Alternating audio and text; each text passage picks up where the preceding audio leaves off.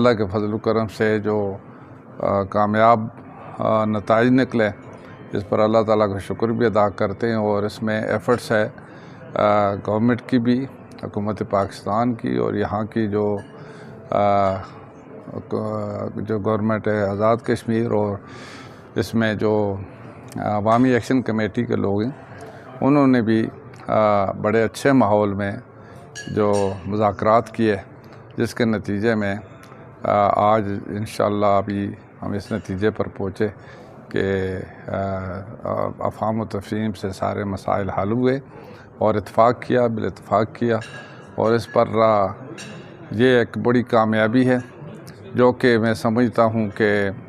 اگر جو کسی طرف سے بھی اگر کوئی سازش تھی یا کوئی اس طرح کی چیزیں تھیں، ان کو بھی ناکامی ہوئی، اور الحمدللہ کہ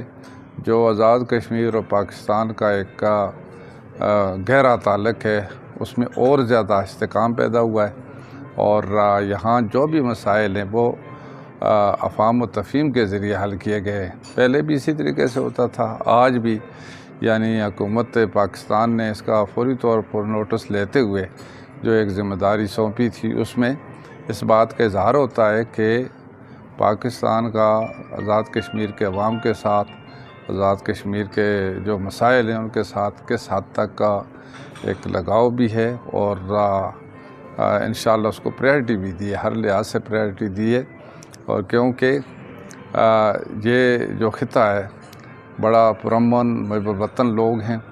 اور انہوں نے ایک اپنی آزادی کے جدوجہد آزادی کے لیے جو مقبوضہ کشمیر کے جو عوام ہیں ان کے لیے یہاں پر بڑی قربانیاں بھی دی ہیں، اور یہ بھی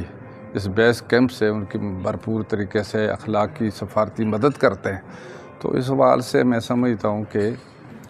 یہ جو بھی مذاکرات تھے وہ بڑے کامیاب ہوئے، اور اس پر یہاں ایک امن بھی قائم ہوا، اور جو ایک بہت بڑا خطرہ تھا اس سے بھی اللہ تعالیٰ نے بچا لیا۔